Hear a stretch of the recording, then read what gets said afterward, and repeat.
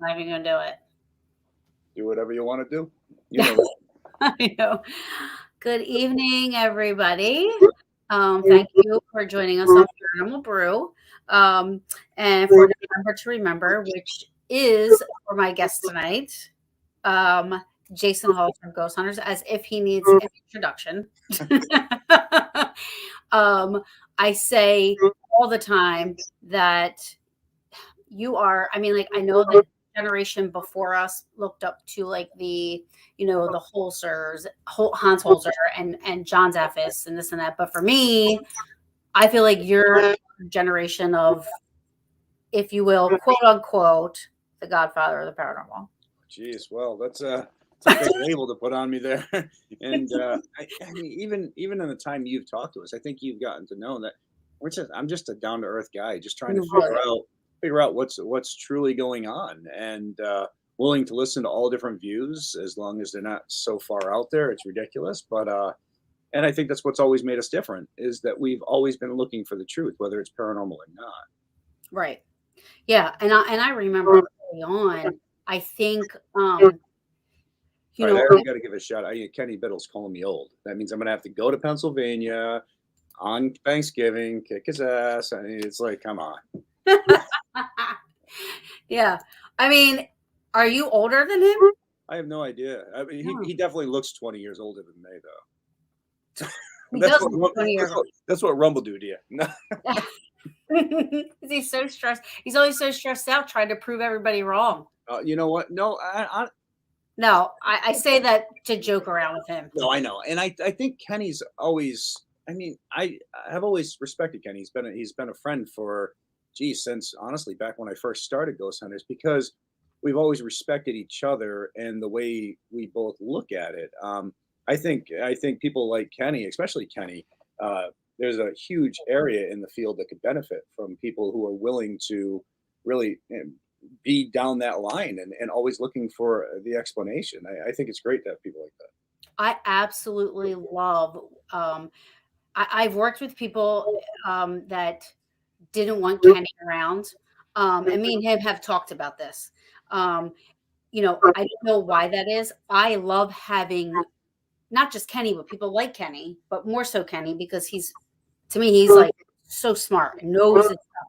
I love having him with me on investigations. And I would think the only people who really wouldn't want him around were people who were either didn't want their beliefs challenged or were I mean truly had something to hide. The fact of the matter is, I want everything I say challenged because I want to be able to know if what I'm saying or what I'm doing is right, or if there's ways that I can improve on what I'm doing. And I think so.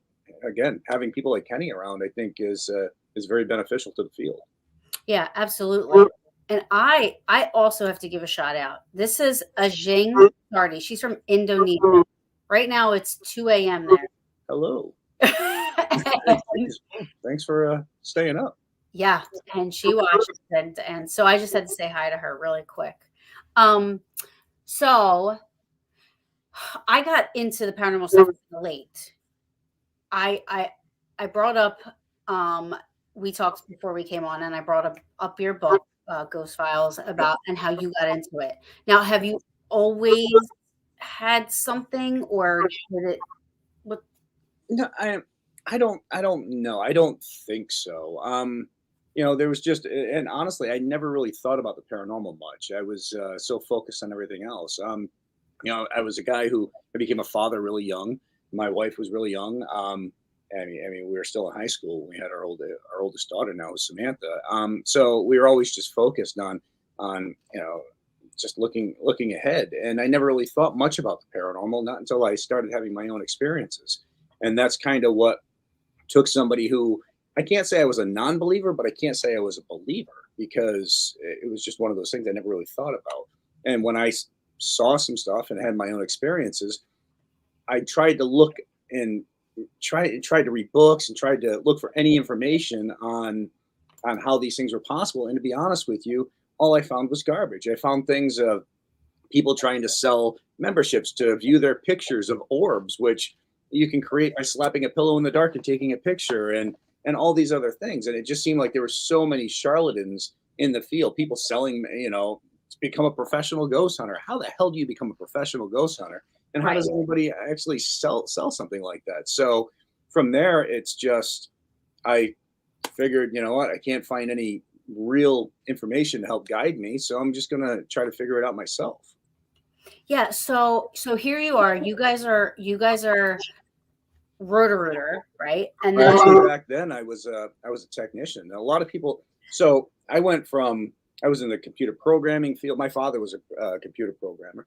I was in the computer programming field. I used to build computers, and then I got in the automotive industry, and I excelled more in their computer aspects and fixing and repairing and diagnosing computers. I did that for a long time until, geez, somewhere around 30. If I finally just said, I can't, this is so repetitive. It's just boring. There's no challenge. And my father in law said, well, why don't you try plumbing? And I go, plumbing? I don't want to be a plumber. And he said, yeah, ride me for a week or two and see what you think. And it was nice because every day was something different. I was problem solving. I was trying to figure it out. I could come in. I could break down somebody's wall to find a leak in the wall and fix it. And so it became every day was different. I wasn't always going to the same place. I wasn't always doing the same job. And honestly, I loved it. And being a plumber in New England, I mean, we're never going back to the outhouse. It's recession free, and so it's one of those things where you'll always have a job.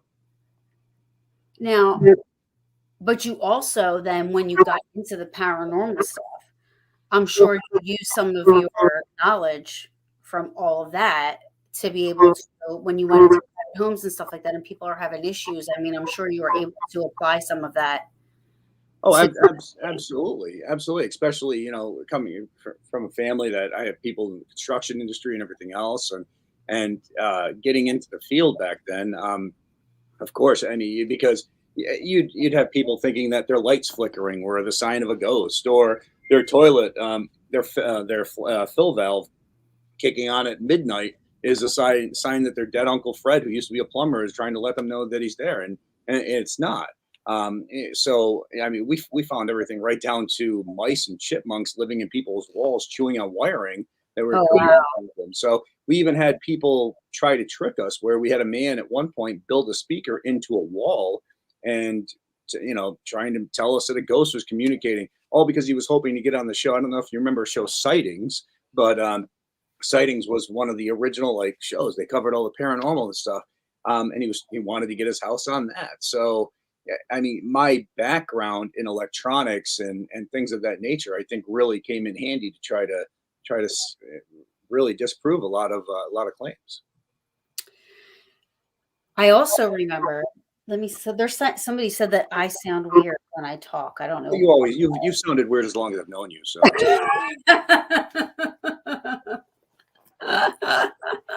which is probably why you love hanging out with me, right?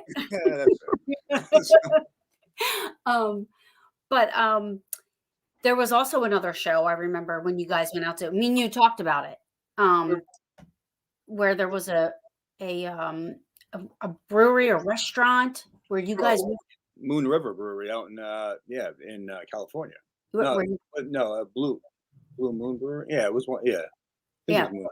Yeah. I remember you guys like found like the thing behind the mirror. Built Uh, speakers. He had speakers in the ceilings. He had had- images built into the mirror in the restroom. And they had chandeliers set up where chandeliers would start to move due to an air piston that they had in the ceiling. So yeah, I mean the list of people and that's the thing. Most of the times when you go to people's homes, people will misinterpret what's going on and think it's paranormal, and you're able to disprove it. Where some of these businesses, they're purposely trying to do things in hopes that it'll draw attention and bring people in. And you always need to take that into consideration any investigation you go on. Most of the time, homeowners, they're misunderstanding, and you're able to help them. But businesses, sometimes some of them have hidden agendas, and you always need to think outside the box when it comes out of that. well, that's got to be so frustrating, though. And how do you? Like when you travel 3,500 miles across the country to when you could have stayed on the East Coast helping out families that needed you or something like that to go 3,500 miles. But you know what? So Sci-Fi didn't want to air that show, and we fought to have them air it because we wanted the world to see that there's people out there who'll do this to you as well. It's not always a ghost. It's not always paranormal. Sometimes there is trickery. There's somebody trying to fake stuff, and we felt it was important to show that. Now, of course, they had to edit a lot of the things I said to the individual when we were sitting across the table because I was pissed. I'm not going to lie, I was pissed, and so but yeah, I think it was great because it showed that you need to always keep your eyes open. And You need to think. that is, I don't know. I hear a little bit of feedback too. I don't know why, but I'm gonna. Kenny's asking, what is the worst hoax you have uncovered? Mm. Well, I mean, that was definitely one of them. I think a lot of other hoaxes are things like the Amityville and things of that nature, where there were so many hidden agendas and financial benefits from these people. Things were really just blown way out of proportion.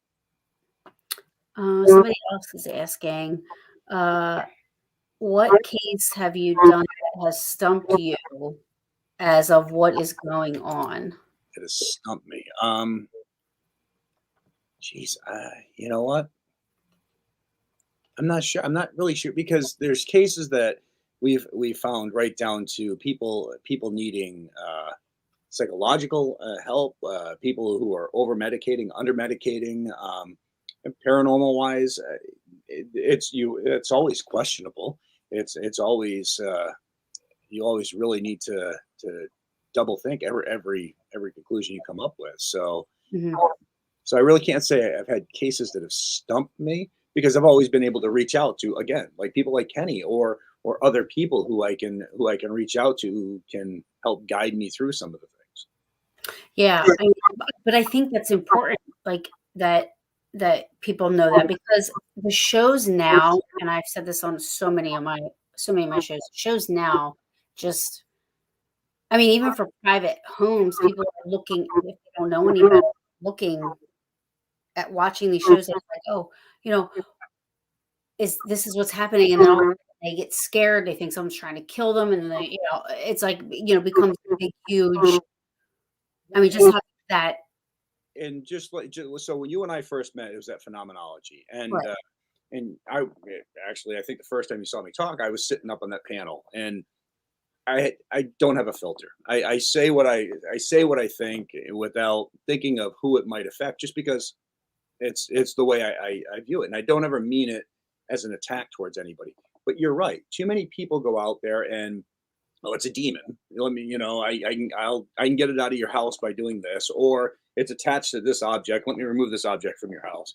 Um, Too much of that is out there, and people really need to take that into consideration. And too many people try to play off of the fears of others for financial benefits for themselves, and I think that's horrible. I mean, you have no idea. And first off, my show started back in 2004. We're with one of the biggest reality TV companies out there, which is also owned by a major movie corporation.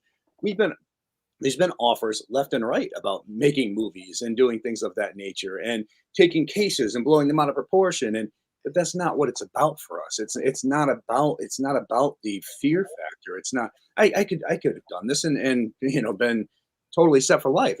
But it's not about that for us. It's about keeping it real and trying to take away that whole fear factor idea. And I think that's the most important thing.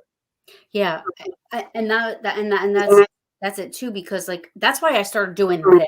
So I'm so happy you're here because, like I said, a lot of people out there and you are a down guy. You're so fun to hang out with. You're awesome. You're just like I'm when down to we earth. met, I felt like I've known you for, you know? Well, because exactly who I am on TV is the same person that you meet. I don't put on a persona to be somebody different. I'm like I said, I'm a plumber out of New England, and that's who I am. Whether TV comes and goes, I mean, it'll never be there forever. So if I try to become, if I think, oh, I'm all this because I'm on TV, well, then it's going to be a hard awakening for me in the future, and that's not what it's about. I mean, I'm me. I'm the most down to earth person, and I think anybody who's ever hung out with me has realized that. Yeah. And I've always, and you having children, I'm sure. I mean, I don't have human kids. I have fur babies. Yeah. However, I got like um, 50,000 human kids. So I mean, they're everywhere. There's girls, boys, you name it. They're coming out and of the woodwork. I mean, oh, you're mine too. No, no, but it's I got my three boys. My three daughters. I've got six kids total. My daughters are older. My sons, this is their senior year, and they graduate this year. And then I've got no more little ones, just grandkids. right. So, and that's the thing. I have nieces and nephews and stuff, and I started doing this because of all of those shows that were post Ghost Hunters, where I'm thinking, what if there's like this 14-year-old kid watching this, and he thinks that's what you're supposed to do, just run around the cemetery, say, oh, throw something at me, do this, do that, and Well, and then you leave the house. If somebody calls you in and you do that and you leave the house, and right, if there is something there, then these people have to now deal with the ramifications of your right. actions. And Right, and you guys had that follow-up. You guys had that follow-up. You sat down with the family. You didn't have them crying. You said, "Okay, this is what we think. This is what is happening. This is how we handle it." It was always done so professionally, and to me, in my heart, I feel like like that is how you were supposed to handle, you know, private cases for sure, but even if you're going to an abandoned place and stuff, you can't just go running around in these abandoned places, you know what I mean? well, and that's it. And honestly, what you see on television is the way we've always done it in the first place. We didn't change up our investigation methods to be on TV. I mean, when we were asked to do television, we turned down doing TV 5 different times. It wasn't until Craig Peligian, the owner of Pilgrim Films, said he sat us down, and this all stemmed from a New York Times article. We had this great reporter come out, went with us on an investigation. It came out on Halloween Day. Out on the Wire, went viral, but we were able to disprove this haunting as a medication issue. And from there, TV options were coming out of the woodwork. And I had been offered TV shows prior as well, because I had helped out on everything from MTV's Fear, Scariest Place on Earth, things of that nature. But we just didn't see what we did translating well on television. So we didn't want to be on TV. But Craig had said something, and I thought it was one of the most important things. He had said, if you don't do it, somebody else is going to, and how is the field going to be represented? And that struck home. That was one of those things where, it's true. And we can see there's been a ton of shows that have come and gone that have been, everything's blown out of proportion. A demon's chasing me, this, that, whatever.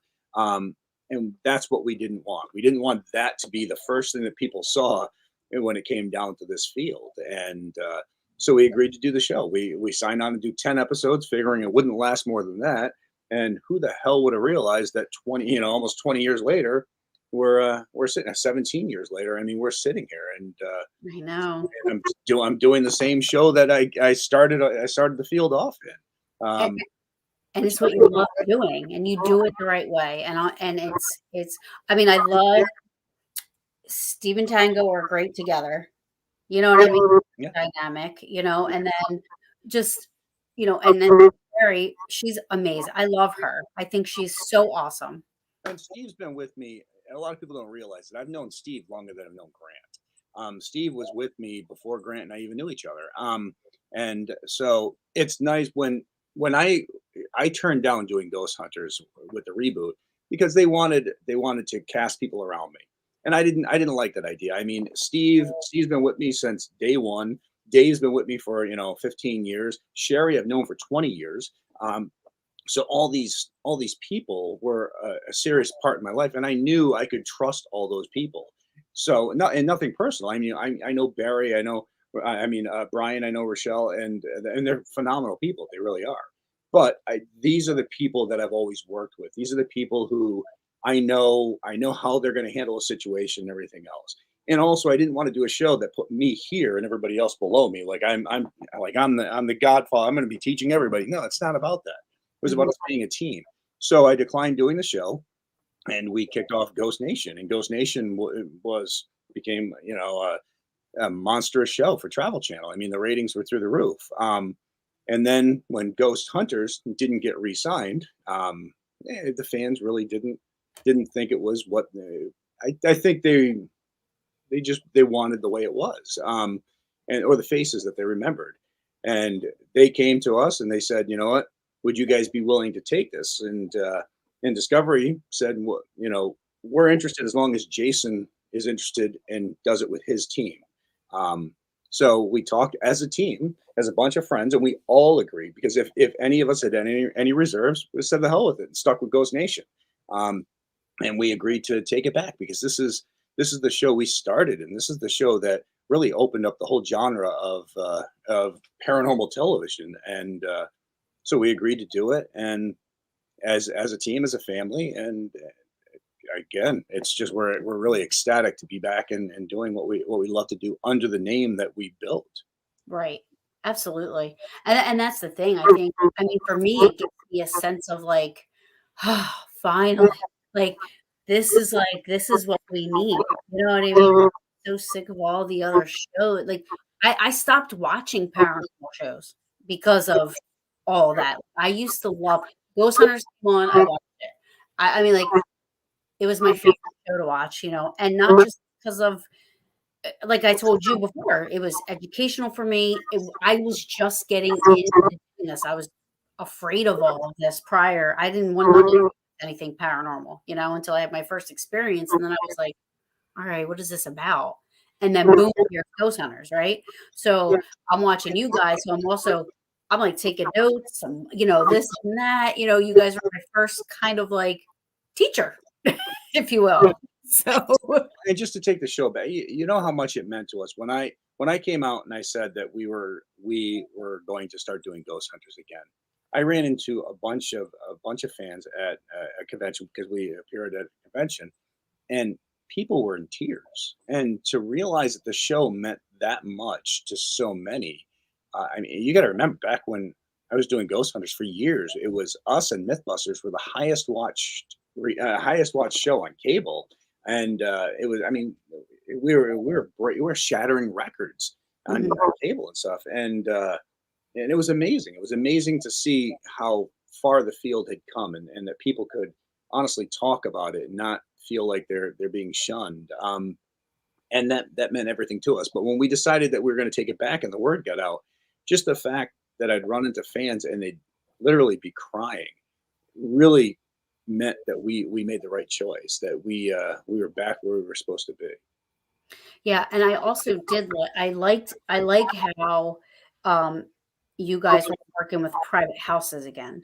Yeah, You and know, we still are, and you'll see a bunch of those. But of course, with COVID, this whole COVID thing, we've had to, pick and choose the houses a little more cautiously because the fact of the matter is, I mean, we go to somebody's home, they have a family, we get somebody sick, or they get us sick, and we bring it home to our family is definitely a concern. And there's a lot of people out there who don't want to be vaccinated in this, so it and with production, it creates this whole situation where you're like, are we going to be able to do it or not? So right. we do have a bunch of residential cases, but we also have some really cool locations as well, some larger locations. Mhm. But I do want to stick more to the residential and the families because those are the people who truly need help. And when I go to a big location, who am I helping? Right.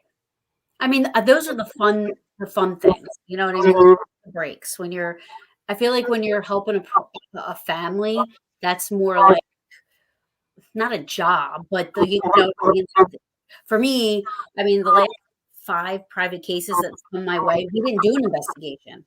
We went out, we talked with them, we helped them understand what they were feeling, whether it was or wasn't, um, and to me, that's a success when you don't have to do an investigation necessarily.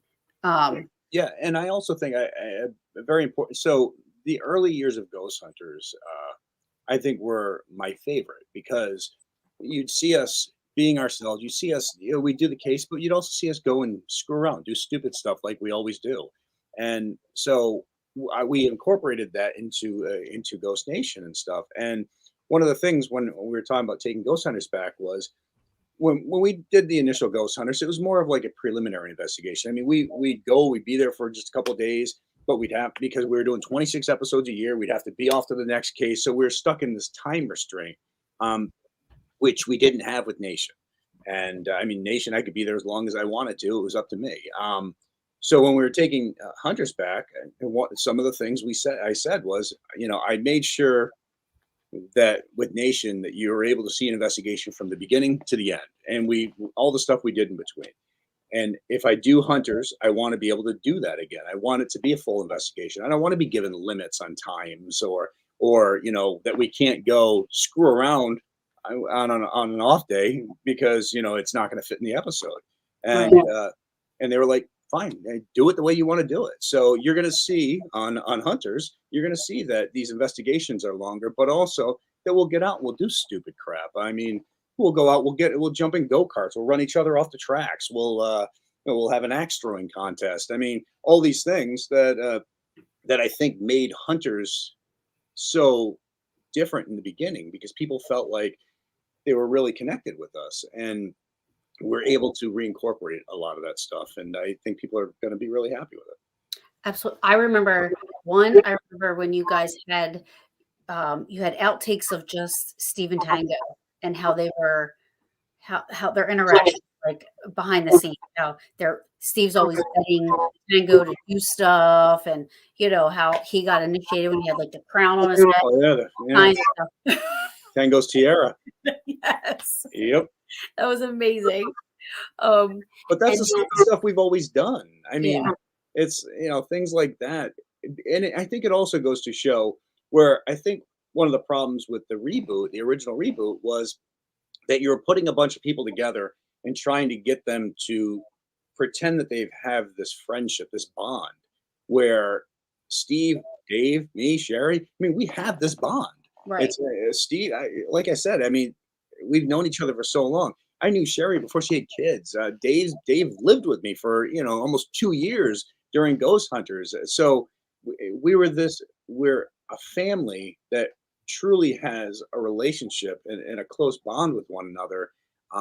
And I think that translates on camera. That's not being pretended or faked or anything. I mean, even when we're not filming, we're hanging out, we're doing stuff, we're meeting up with each other. And geez, I've got pictures of Steve with my daughters who now again are full grown. They're 2 feet tall, sitting on his lap while he's on the back porch. Right. Things like that. Those things can't be fake. Those things can't be just manipulated and expect the viewer to think that there's that bond there. I mean, we really have it. And I think that's what makes it so successful as well. Like, I feel like the show, because it's real, like it's real. It's all about keeping it real. That's what it's always been about to us. Yeah. And I've always said that about your show. I was like, I said, and I tell everybody, I tell people, I'm like, you can't watch all those other shows. I'm like, if you want to watch a show, watch Ghost Hunters. I'm like, that's what you gotta watch. Yeah, and I think there's so many different shows out there, and some great shows that bring. If we all did it the same way, I don't feel like the field would go forward. I feel like everybody doing things their own style is what helps push the field forward. It's this guy doing it this way, this girl doing it that way, us doing it our way, is really what helps push the field forward. And people can find something they like or they dislike in every episode, in every show, in every series, every individual. Yeah. There was somebody back here. So my friend Greg O'Brien, who runs Fort Mifflin, Oh, geez, I love that place. wants you to come there. He said, I would love to get back there. "Oh, Fort Mifflin's great. The Yeah. history alone." I mean, we were some of the first people that were allowed to crawl into that underground area that they had just found. I mean, amazing place, really. I love it. Everybody say they're having audio. Me, I don't know. I mean, my audio is perfect, so You can hear me, okay? the, Actually, nobody has to hear me. I don't care if they hear me. so you just shh. Yeah, nobody has to hear me. They're here for me. They're here for you. You're fine, but I'm actually in kind of a studio, so it's like I've got all the professional gear we can go. So Somebody has a question. yeah. If you had a chance to buy a haunted location to use for Paranormal Research Center, test new equipment or experiments, what would it be and why? Oh, a place to buy. Jeez, that's a tough one. I mean, there's some really interesting places that I've been. I mean, the Stanley Hotel, St. Augustine Lighthouse. These are places that I truly believe have some activity going on.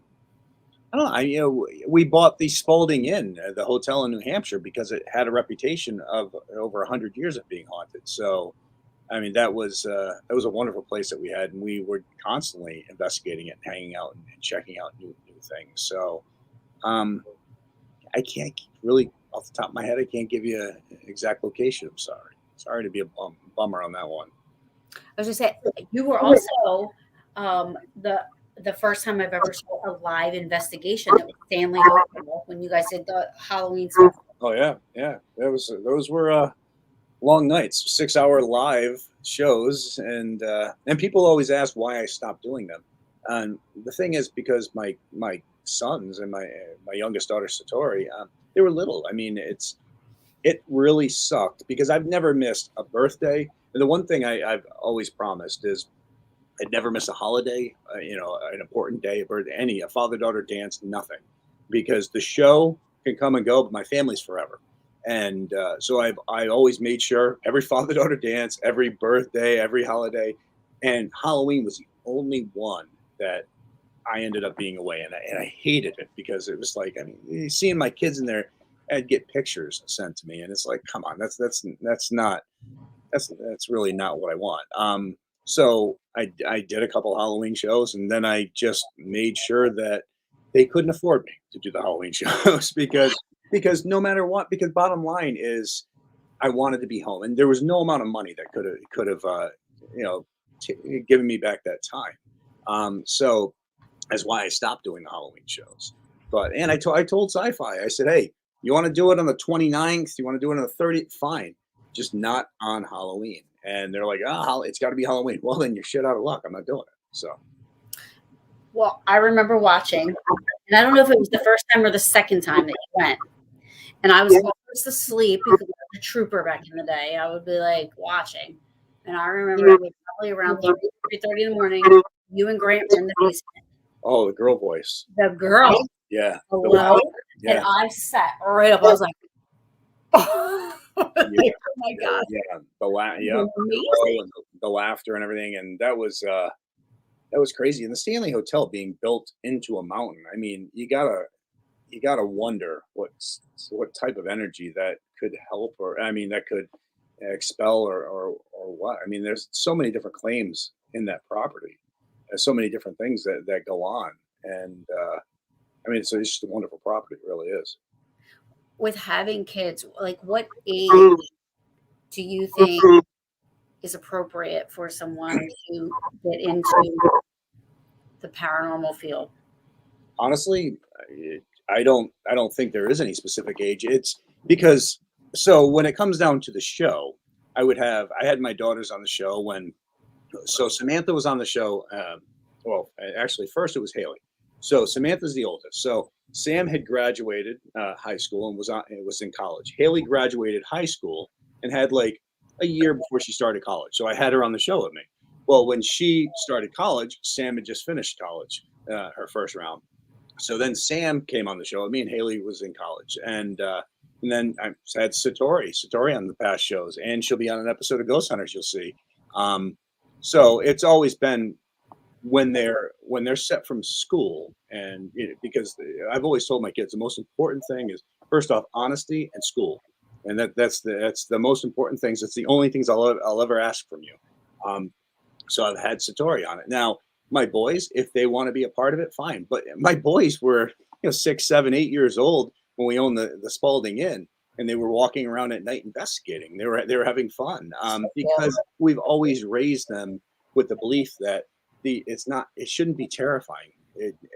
Think of it like a puzzle. You're putting a puzzle together. You're putting a puzzle together, trying to figure out what it is. So make it more intriguing than scary. And that's the way all my kids have always looked at it. So, I mean, of course, for safety's sakes, you don't want, 6, 7 year olds walking around on their own doing stuff. But I've never had a problem getting them involved early, and being raised in the paranormal. That's good. I mean, you never know. I mean, nieces and nephews, and like they ask me questions, and you try not to. You're always worried you're gonna. I don't want to scare them about anything, so cautious of how you talk. You know what I mean? Like what you talk Yeah, about, but how I you think it's talk about it. Hollywood. I think it's Hollywood that makes it scary because you Right. got to think of that. Because I mean, you've been on investigations, and really, you might get startled, you might get spooked here and there, but when it comes to, and of course, you don't want them going off to a so-called demonic type haunting, which are 99.9% of those have nothing to do with demonics, anyways. But you don't want them going off and doing something like that. But I mean, just a so-called human type haunt. I mean, there's Hollywood's what makes it scary, and I think once they learn that, I think it's important. I mean, I can remember when Satori was like 8 years old, and I had just come back from an investigation with Steve and everything, and she came in the house and she's like, "Dad, I think I have a ghost in my room." I was like, "What?" She's like, "Keep on hearing all these weird sounds and everything else." I was like, "All right." So I went down with her to her bedroom. We sat in her room, and it was about 10 minutes. All of a sudden the voice happened. We're like, "Oh, there's definitely a voice." Well, I sat there with her for probably an hour or two, and Satori was able, and I knew what it was, but she was able to figure out that it was a Furby. Remember those Furbies? It was a Furby with a low batteries. So every so Oh, often the sensor would go off and it would start talking. But it was so empowering for her to be able to figure out what it was, realize that it wasn't a ghost, and solve it herself. And just seeing that, I think it was just like I said, it was just so empowering for her. And I think that's what it's all about. It took that fear factor right out, and it showed her a lot of times these things can be explained. yeah. Um, Here's an interesting question.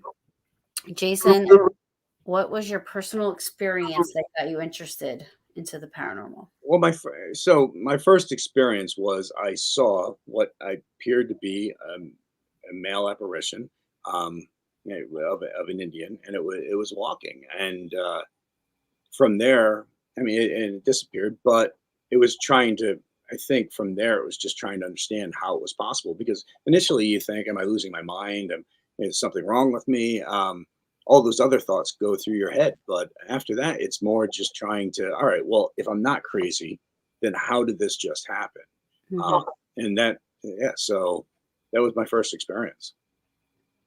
Um, my sister, this is my sister, Jody. Mommy. Mommy would like to know if Jason's home is haunted or any home he has ever lived in. I don't believe my home is haunted. It would be great if it was because I could investigate from the luxury of my couch. But no, we own the Spalding, which was said to be haunted for 100 plus years. Which was a great place. We had a lot of fun there investigating. I mean, we would. It was funny because the place was really active, and to the point where, and people still tell you, I'd go up into our sleeping quarters and come down in the morning, and there'd be people sleeping in the lobby because they had experiences in their room and they were scared, so they came and slept in the lobby. So, being in a place like that was fun. I mean, it was you Do you never still do. own it? No, we ended up getting rid of it shortly after Grant left the show. Mm, It was just tough trying to run a place that was 3.5 hours from here. Um, right. it was a restaurant, bar, hotel, and it's just not easy trying to run a place that far away. Yeah. Um, I learned that you actually do. Hold on, I wrote this down so I wouldn't mess it up. Let's see that. Let's see if you mess this up. No, what do you got? Um, that you do. Where did I write it? Oh, charity work for Oh, I do a lot of charity work. Yeah, absolutely. Shiners Hospital, I want to say. Cure kids. Yeah, Hasbro. Cure kids cancer for Hasbro, and a lot of things like right. Even every time I did Who Wants to Be a Millionaire, we always it was always to raise money for Hasbro Children's Hospital, and I mean, I think it's all about giving back. I mean, and I did a lot of that stuff long before I was famous. It was especially when it comes down to children. I mean, children are everything. I mean, it's like I said, I've got six myself, and Right. I can't imagine. One of my closest friends, Cassie, is going through a thing right now with her daughter who just finished chemo. But I mean, it's I just sent her a bunch of toys, so when she came home from the hospital, she had all these yeah, Disney dresses and this Disney tent and all that. It's honestly, if you can make a child's life a little brighter, then you've done a great thing in this world. Absolutely. And that's like one of the Gettysburg Battlefield Bash. They're it's for veterans, but also children with cancer. Yeah, Um, and I don't you haven't been to that yet. I have not. No, I think that's the one. Was that the one that Sherry had went to or something? Yeah, I think she was there the first year, Yeah, maybe. because I think she was telling me about that. Yeah.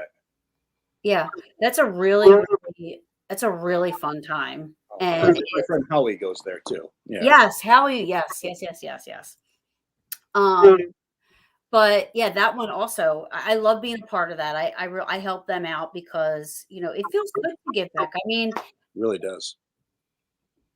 you're doing something that you love, and then when you see results from what it's not a job. You know what I mean? At the end of the day, you lay down, you're like, wow. Like, I mean, this year, I think we at the bash, I think they raised over $10,000. And just be a part of that little bit, even though it was just a little bit. Well, and it means so much to people. It's like it was fun. So at one point we were filming up in Canandaigua, New York, where I was born. I was born in Canandaigua, and a mother stopped by and was telling us about her daughter's birthday. And her daughter was having a birthday party um, later that day and everything. And so I got the address, and her daughter was a huge fan. A little girl, she's like 11 years old, and we just randomly showed up at her birthday party. And I took Grant with me, and we just randomly showed up there. And it made her day. But it's funny because it was like I think 2 months ago or something on Twitter. I see this one post from this girl. She's like, "Hey, I'm so and so. You came by my birthday in Canandaigua, New York," and now she's in her 20s and stuff. And you're like, "Oh my god!" So it meant so much to her. I mean, she's still remembering that to this day. She's still following me online, and it's just the fact that you can make her life that much brighter, especially that day. I mean, it means everything. It really does. Yeah, I mean, it's gotta really like what you're doing. I mean, I think it just adds to the impact you have on people's lives. And I'm sure, like you said to me, I'm down to earth. I'm just this normal Joe guy. You know what I mean? But to somebody like that, you're this huge impact in her life, and to be able to, for how as long as she lives, she's going to remember. Like, that's going to be the biggest moment. You know what I mean? Like, But even like like that night, like you got to see, or those couple nights. I mean, I was just the guy hanging out in the lobby. I was the guy mhm, sitting in the chair. I was the guy having a drink and just BSing with anybody who wanted to BS. And and I mean that's what it's about. It's just like I said, people make TV. TV does not make the people. So being on TV doesn't make you any better than anybody else. Um, and you need to understand that TV comes and goes. So if you think that you're special because you're on TV, then you're going to have a hell of an awakening yeah, when and it all stops. unfortunately, there are some people that are like that. Yeah, Um, but I mean, but anybody who's gotten to meet me or hang out with me and everything else will realize that I'm not like that because I don't care whether I'm on TV or not. I was doing the paranormal long before I was in television. When I quit Ghost Hunters, when I said I had had enough and I walked away, um, I still investigated. And it's like so. This TV is just an avenue to get the word out, to help make the field more open, and from there, I mean, it comes and goes. um, so Dr. Don, I don't know if you know Don Haunted MD. He was at the bash last year. He said he's going back. And Kenny, I don't know if this is going to entice you at all, but there's a dunk tank. Really? And Kenny was the winner of the first dunk tank trophy. A Who lot of people were lined up. who they dunk? Kenny. Oh, Kenny was the one being dunked. Holy crap! Yes. I'll come there just for that. I said, can you imagine the line Oh of my people gosh, wanting to dunk Kenny, Kenny? Kenny, I love you too, man. I see it over there. And he said, It's funny. It's like even when we did the phenomenology. I mean, people were all like, "Oh, you're gonna do a panel with Kenny?" why wouldn't I do a panel with Kenny? And that's another. I mean, again, we we respect each other's beliefs. We respect who each of us are.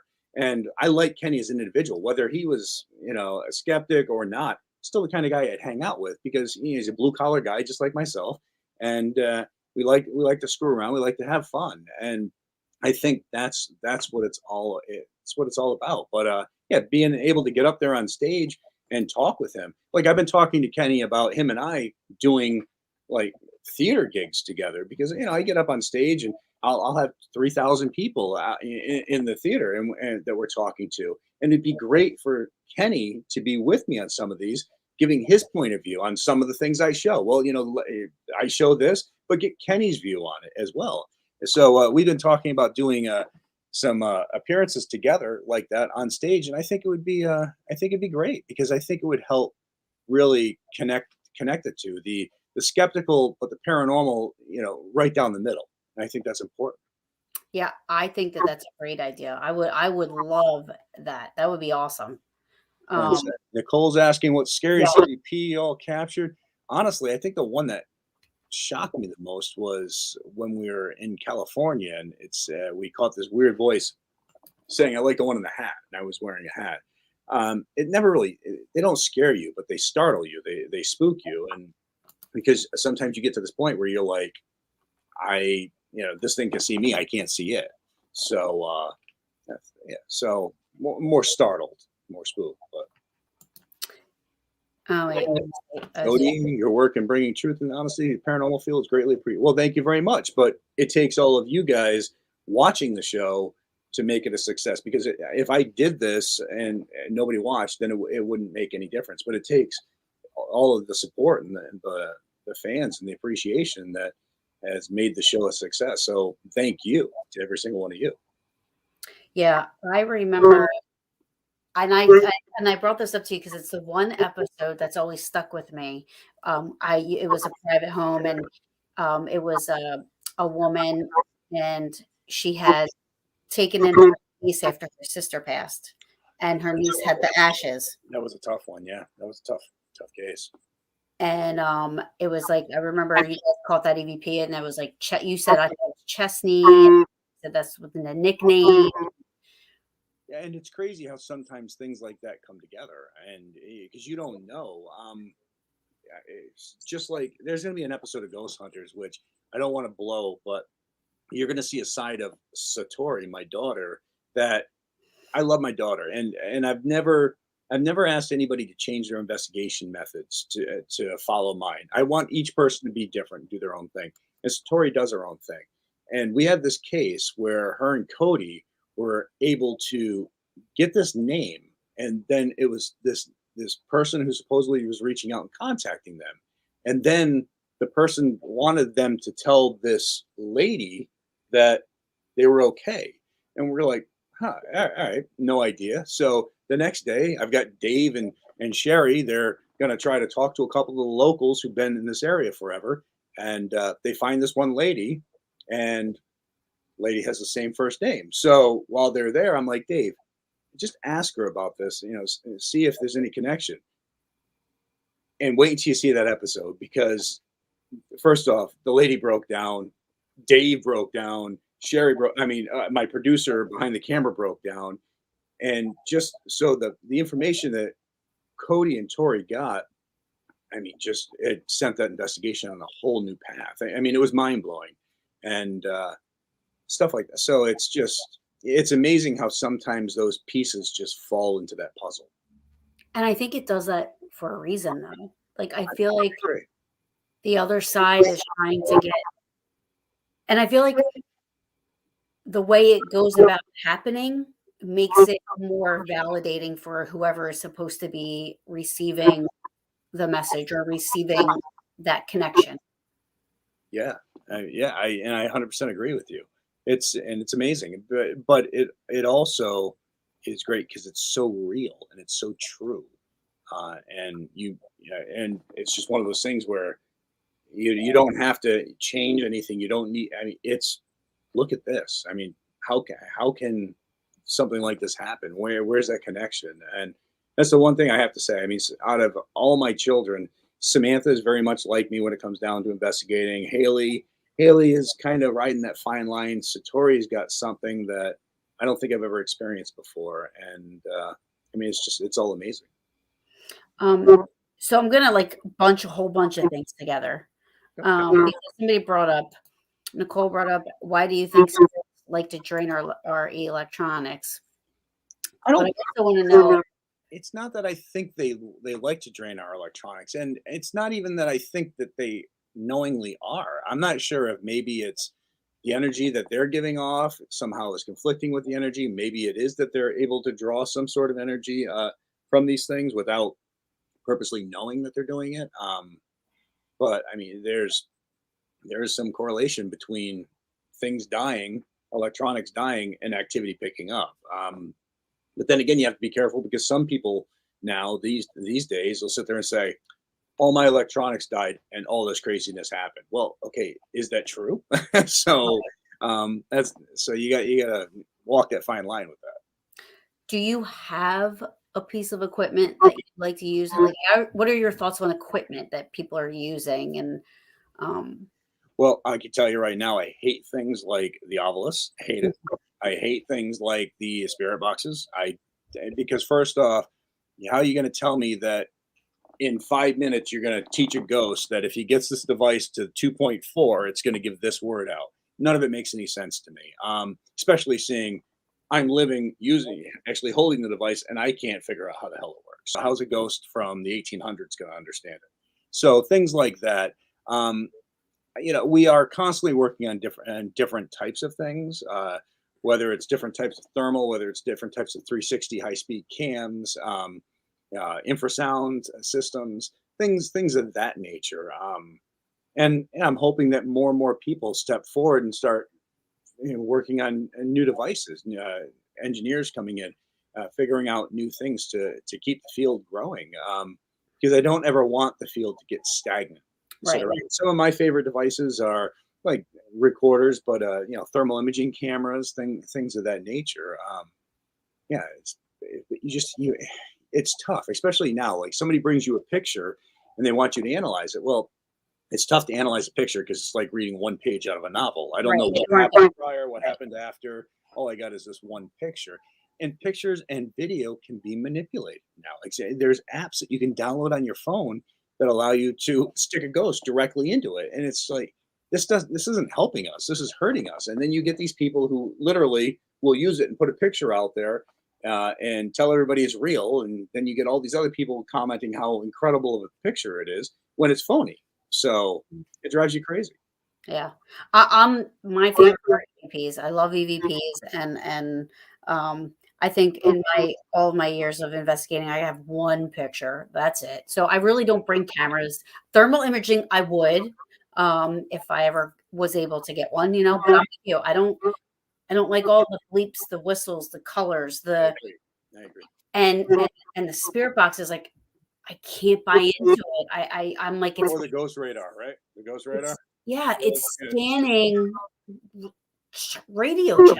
I mean, yeah, you could or like I said, the ghost radar that people are like, oh, look at this ghost everywhere. No, come on. But EVPs. I like EVPs if they're somehow connected directly to a question you've asked, right, things of that nature, or if it's connected to something in the past of the house, uh, where we've always been the type we do no research before we go to a location because I mean that's a common psychic trick. They go and research the property even though they say they don't, and then have all this information.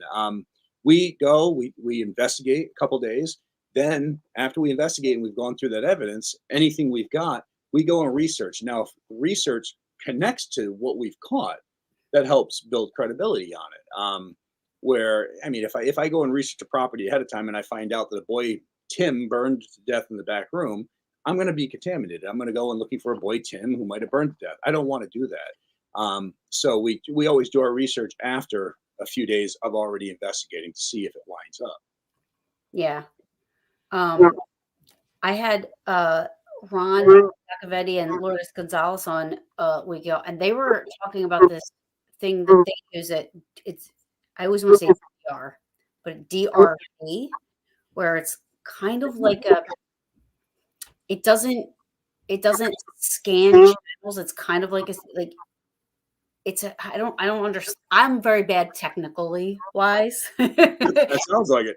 But um it doesn't use radio frequency to scan, and they're getting like these direct answers and this and that. Like they sent me some videos on it because I told them how bad I was with. I said I don't like spirit box. I don't like this the scanning the radio things and all that. But it doesn't use radio frequency to. I don't know. I'd have to check into it a little more. Like, and it's funny. I know I keep on throwing it back to Kenny, but I've even talked with Kenny on devices and been like, "Hey, man, we get this with this device. Is it possible for you to check out these things and give me your thoughts on it?" Because it's always nice to have an outside source look at something and be like, "All right, you could be getting a false positive because of this or that." Because these things come into play, and I think it's important to always know what could contaminate a piece of equipment. I mean, I've been on events and stuff and seen people manipulating walkies to try to make devices go off, and you're like, you're like, hey, really? That's so you're faking evidence using a walkie, trying to make a device go off, and I've also heard other situations of people trying to do stuff like that, and it's horrible. It really is. It is, and it makes it just so bad for us when we really, I can sometimes hear, so I hear disembodied voices, but I also do pick it up on my recorder. Well, but if you hear it, it's a disembodied voice. But if you don't hear it, that's when it's considered an EVP, where Right, you aren't able to hear with your ears. right. Um, there were so many questions, and like I'm trying to. Bill Freeman, he runs Selma Mansion. He's saying hi. Hello, Will. Um, mm, And Kenny says it good right there. Knowing the internal components of a ghost gadget is important. Also, knowing what other variables can manipulate a device is important, and that's true. That's 100% accurate. yeah. Because without that, somebody could fake as much stuff as they want because you're naive to how that device actually works. Hmm. And they do. People do. They do it. Yeah. And that's what's important to how you are. I love your loyalty, because you work with people that you trust. Nobody's going to fake anything. Nobody's going to do anything to jeopardize the integrity of ghost hunters or And those, you. and those people that I have to concern myself about, I try to remove from my life. Bottom line, because Right. I don't ever want to have to question if something is real or was real, or if that person's experience was real. I mean, if I do, then I'm working with the wrong person. Absolutely. Um, I only have 2 minutes left with you. So that went really That fast. was fast, huh? Jeez. I know. I looked over and I'm like, geek. I'm like, oh, I'll give you a couple extra minutes. That way oh, I can get up and start cooking stuff. yes, yeah. um, how? So you brought up your kids. Like, how do they deal with? I'm sure, to them this is probably normal. They grew up with this type of, but I mean, they go to school. I mean, their friends see you on TV, you know, and your wife has to be so. I mean, like, because you go away a lot, and you're on TV. Like, how does the family deal with that part of it? Well, my family is the most important thing in the world to me. And yeah, I quit jobs in the past because it took away too much time from the family. Why I finally said the hell with it with Ghost Hunters was because I just felt like, first off, we had reached as far as I could with Ghost Hunters at that point, and I just needed to be home more often. My family has been great. My sons, I started the show Ghost Hunters when they were 4 days old. Literally, I got the call that Ghost Hunters was a go the day they were born.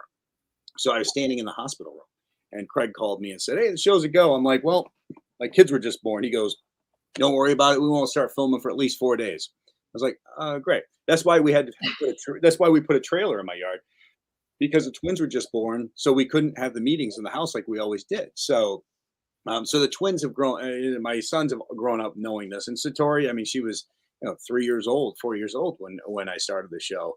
Sam and Hale, of course, it was a change to them because now all of a sudden their dad was this really famous person, especially Rhode Island, where the state's 47 miles by 38 miles. I mean, I live in the smallest state in the country. So no matter where, but I'm still that same guy where, and you can see it on Twitter or Facebook all the time where people are like, I saw you at Walmart the other day. Yeah, because I go out and get my own groceries. This is who I am. So living in Rhode Island has made it easier. Of course, there's the times you go out to the movies with the kids, and people are trying to take your picture, and the kids are like, ah. But but living in Rhode Island has made it easier because people are so used to seeing you. Because I'm at Walmart, I'm at Home Depot, I'm at Lowe's, I'm at Best Buy. I'm all over the place. I'm in the right state for it. Put it that way. But it's one of those things where I mean, we just had a pasta dinner for the boys football team, and their friends all came over, and they're friends who see me all the time but never get a chance to talk to me. Now want to sit down and talk to me about the paranormal and how it is to be on television and everything else. So yeah, we just take it one day at a time. But Yeah, like I said, it doesn't change who we are. right. Um, because at the end of the day, I'm still dad, and I'm still when I'm home, and there's no question about that. It's whether I'm out mowing my lawn like I was doing today, or leaf blowing my driveway like I was doing yesterday. I mean, this is just or going and hanging out with the boys and grabbing some dinner down the road. I mean, this is Yeah. just who we are. Yeah, and that's what I love. I mean, unfortunately, I have met a couple people, that you think are gonna be really cool, but, they're not, and then, um See, and Kenny then said, "Huh, we went to Walmart while we were in Gettysburg." Yes, we yeah. did. Me, Kenny, and his wife. We all went out to Walmart. So, I'm in it's Gettysburg, like, every month. It's like my well, it's funny. So no matter where I go when I'm on the road, the first thing I'll do is we'll get into town, and usually I'll shoot Dave and Sherry and Steve. Well, Steve's always driving, so he's a day late. But I'll shoot Dave and Sherry a text and be like, "Going to do a Walmart run." So we'll all go to Walmart. We'll do some grocery shopping for the week we're there because instead of going out and blowing money at restaurants and eating out all the time, and so then we'll just head back to the hotel and we all chill out. So yeah. I mean, and that's the fun parts, you know what I mean? Like, I loved, like, the lectures and everything like that, but, like, it's the in-betweens when you get to just, like, kinda hang out with people and just relax for a little bit, and yeah. And I love the lecture. I love being able because I'm one of those people where you got to see I don't have a filter. So, and I never, some people, it was funny because even that day in Gettysburg, a couple ladies came up to me and said, they go, we always thought you were a real hard ass. I go, oh, sorry. They're like, no, no, no. We just realized that you're so straightforward. You just don't care. You just say what you think. And I'm like, well, great. And because that's just how I am. I'm just one of those people that I say, it's not that I'm trying to ever insult anybody or attack anybody. And I thought it was funny, like Aaron Sagers when he's talking about the show with how people, the paranormal caught on camera and they just want to see that. And I'm like, well, maybe if they have the attention span of pocket lint, yeah, but people want to see an investigation. They want to yeah. know what goes into it. And Aaron later, he's like, did I say something that upset you? I said, no, man, I had to apologize. I'm like, no, man, I just say what I think right off the cuff. And sometimes it gets me in trouble, but I mean, it's honest. What I'm saying is 100% honest because the way I'm saying it. Yeah, absolutely, and I remember even that woman that stood up, and I don't know her. I think a lot of people in the field know forgive me, I forget her name, but stood up and was kind of almost, like, going at Sherry about being picked to be on the show because she's pretty with big boobs, and it's like Oh, and and so like I said, I've known Sherry for 20 years. Sherry absolutely. investigated and everything else, and she's one of those people who I've known her forever. I know her mom, I know her dad. Yeah. She wasn't picked because she had big boobs or anything else. She's a beautiful woman. I'm not gonna. But Chris Williams, who I knew since she was like Yeah. 17, who was a friend who was interested in the paranormal, and we brought her on the show. Again, that became a thing where they only picked her because she's beautiful. No, okay, she is a beautiful woman, but that's not why we brought her on because somebody that we've known for so many years that we know we can trust that who truly is interested in this field and wants to understand how these things are possible. And that's the thing. I mean, I don't look at it like this lady's beautiful, I'm going to put her on camera. I mean, that's just not how we are. And I think you saw that. It's again, even when we were hanging out, I'm talking to everybody. I hang out with everybody. I'm not just going and hang out with the pretty girls or this because everybody's beautiful in their own way. So, in whether they're physically attractive or attractive from their inside, I mean, that as long as But they're that's not what it's about, and as that's long as they're that's good people, I think that's all that matters. right, and that's not what it's about. And I mean, No. it's about what positivity you bring into this, because That's right. there's a lot of negativity within the There's a paranormal. lot of miserable individuals. There really are, or people who feel like the world owes them something or whatever else, and the world doesn't owe anybody anything. Right. It's about truly people that you get along with, people that you can laugh with, you can joke with, you can be serious with, who understand when you say something how you're saying it. I mean, with Steve, he understands that when I say something, it's never an attack. It's never, but because he gets it. And some people who don't know me might think, "Wow, Jesus, is he attacking me?" No, it's just we know each other so well that the way we understand how it's coming across and how it's meant, and I think that's important. It's like I said, I'm a plumber out of New England. I got to be direct. I got to be straightforward, and it's just the way it always has been. It's the way I'll always be. But that's how it has to be. And you know what? I'm with you. Like I always say, I'm misunderstood, right? Because that's how I am. I'm just, if somebody comes at me, if somebody has an attitude, or if somebody treats me or says something to me, and, of course, obviously, I'm human. I'm going to like, really, like, uh, but I will lay down in traffic for anybody that is like the nicest person. You know what I mean? Like, so I understand that how sometimes it comes across, because I know there were a couple times where even like when people were like asking questions and you answered, and I was like, did I just get mad? But But, like, it's but that's the thing. I'm not. It's when I'm mad. It's obvious when I'm mad.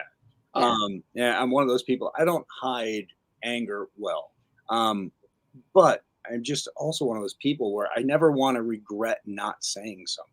right. And I think that's the most important thing. Like if I see bullshit, I call bullshit. If I think that this field or this thing that somebody's doing can be easily manipulated for financial benefit to them in taking away from others, well, I'm going to call that. I mean, that's just the way it is. You're going to like me or you're going to hate me, but either way, you're going to hate me for my honesty or you're going to love me for my honesty. I think that's what it comes down to. I never want to be an ass by any means, but Mhm. I always want people to know at the end of the day right where I stand. And I don't want them to sit there and think, well, did he mean this or does he feel Yeah. that way? No, I want you to know exactly how I see things. Now, I'm not expecting you to see things the way I see things, but you want to know how I feel about something. I want you to know 100% where that is. I wanted to ask you, only because and I'm going to use Gettysburg as an example, only because I know it so well. Um, So I know that there's been locations that I've gone to there, that I've captured EVPs, that I felt were, in my opinion, accurate, that they have um, torn down, to try to get it to look more like what it did in 1863, which I'm all about preserving history and I'm all about all that stuff. However, when I was there, I was getting responses and EVPs and the spirits there. Like, how do you feel about when people, or if when people, so somebody bought Cashtown Inn, they're going to turn it into an Airbnb. They're not going to open it up to the paranormal, is what I'm hearing. I don't know if that's going to stand true, but when you have places like that where the spirits or energies, whatever you want to call it, are interacting and are there and are willing to, um, participate, if you will, for lack of better description. I mean, when these places get turned down, I mean, how do you feel about that? Well, when places get torn down that are active, Yeah. I mean, of course we can't change. I mean, Right. No, no, no. I know. and if it's an intelligent entity, it can really. I would think that it can go anywhere. It can Right. move on. It can go somewhere else. Yeah, of course, I hate to see a place with so much history, of course, get torn down or so much activity get torn down. Um, but I mean, it's the way it is these days. It's funny because I mean, you head over to the UK. I mean, like when we were in Ireland, I mean, you're in places that are thousands of years old, I know. and in the US, it's like we got a building 50 years old. They want to tear it down, I and know. it's just like, geez, man, what the hell? But I mean, yeah, it's a shame when things like that happen, but um, and just not much you can really do about it. I know. It stinks. So before you go, what do you have coming up? There's a couple people that mentioned Vegas. Vegas, Vegas. Oh yeah, yeah. We're gonna have a good time in Vegas. So we're gonna be in Vegas in December. It's the Vegas Para Unity, and Sherry, Dave, Steve, me, some of the, I guess a bunch of the people from the uh, Ghost Hunters reboot. You're gonna have. I mean, I think everybody's gonna be out there. It's gonna be a blast. I mean, it's Dave lives out in Vegas now, so I'll be at the convention for a few days, and I'll go hang out with him for a couple days. But we've got a lot going on, and the new episodes kick off in January. We aired the one in on Halloween, which did really well. So a lot of people were really happy to have it back. The rest were just finishing, getting edited, and all that stuff. But yeah, we've got a lot of great things coming up, and there's a lot of big news that I can't let out of the bag yet. But Mhm. I think it's going to be great. And I mean, I'm, Ghost I'm, Hunters, I have Ghost, no what doubt. was it? As I have no doubt that it's gonna be great. And Ghost Hunters is back. I mean, Yeah. it's the Ghost Hunters that people remember. I think that's important, and I think people can be happy that the sincerity, the realness. I mean, this is us, and we're back doing what we love to do and keeping it real. It's awesome. That just is like it's just music. Music's my first. Now I love you heading out to Vegas or what? Oh, when is that? Penny, you heading out to Vegas? I mean, Then he said, yeah, Vegas. I don't, I don't know. It's, but I mean, Kenny should head out to Vegas and bring his rum. I mean, let's do it. yeah, I'm gonna yeah, have yeah. Kenny dancing on a table somewhere. Oh, he's like so funny. Look, he energy equals drink. I mean, Yep, yep. um, Yeah, December 9th through the 11th. That's right. So okay. it's gonna be a good time. We're gonna have a blast out there, and I'm really looking forward to it. Yeah, I wish I could go to. And I've started doing events again now, and I stopped doing it for years because my kids, and I mean the weekends where the boys were in football or the boys were wrestling. I mean, all three of my sons were state championship wrestlers, and so I always wanted to be there on the weekends too because Right. that's when wrestling competitions were. So and now they're games, but this is their last season of football. I mean they actually made it where their school hasn't made it this far in I don't know like 15 plus years, and they're in the Super Bowl first week of December, which is phenomenal. I mean, just the fact that they made it that far, they went from like the number sixth or seventh seed team to the number two. Um, and my boys are being scouted right now by colleges for football, and so Yeah, I saw the picture you shared the other day. I was trying to respectfully say how handsome they were without being, like, it's funny. I mean, yeah, without being it's inappropriate, should I I mean, say? geez, I've got one, and they're all bigger than me except for one. But I mean, you've got Austin. I mean, Connor who's 6'4". You got Austin who's 6'3", 225 pounds of muscle. You got Logan. I mean, it's just they're great. They're great kids. I have truly been blessed with phenomenal children. I mean, all my daughters. Sam's got her master's. Haley's got her bachelor's. Satori's back in school for her bachelor's. The boys are going to be going to college, and that was always the biggest concern to us when it came down Mhm. to being in TV was because you see too many families fall apart when it comes down to their father's a celebrity or their mother's a celebrity, and children get involved in all this craziness, and that was something we were never going to accept. So we've always told our children the two most important things are school and honesty. And all my children have been honor roll students. I've been blessed with that. They've all been great. They're extremely respectful, and like I said, I've truly been blessed. I've, it's, Well, I you know, must, though, I, it starts up at the top. You know what I mean? yeah, well, With yeah, mom and dad. and And you know what? But I've truly been blessed, and I can't say enough about them. It's phenomenal. that's awesome. I'm so happy for you, and I'm happy for ghost hunters.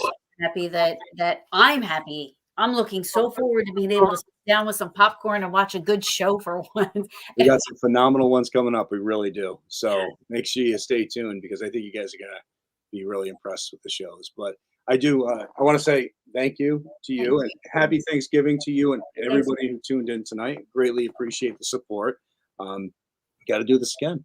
Yes, absolutely. When you're allowed to talk about the things you weren't allowed to talk about. All right, so we'll have to sometime in January.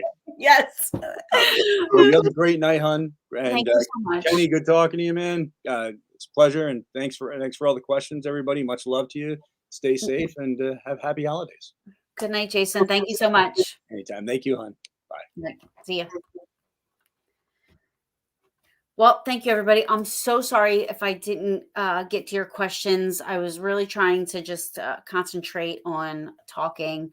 I did try to get to some of them, and but I apologize if I did not. I know there were a lot of questions, and I don't have anybody else helping me, so which I probably should have done.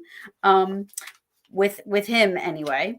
But he's so awesome, and I'm so blessed and happy that he was able to come on and share some of the things that he did, and looking forward to hanging out with him again and having him on the show again. You guys heard it. Kidding. So next week, just so you guys know, next week I have Shane Pittman coming on. So he'll be my guest next week. So hopefully you guys join me again. And I'm booked all the way into January with a lot of guests and like Shane Pittman, Duo Demonology. I have April Blusette, Robert Rigi, Rob Murphy. I have a bunch of people coming on. So I hope you guys join me. And I appreciate all the support and everybody coming on tonight. And I will catch you guys next week. Mwah. Love yous.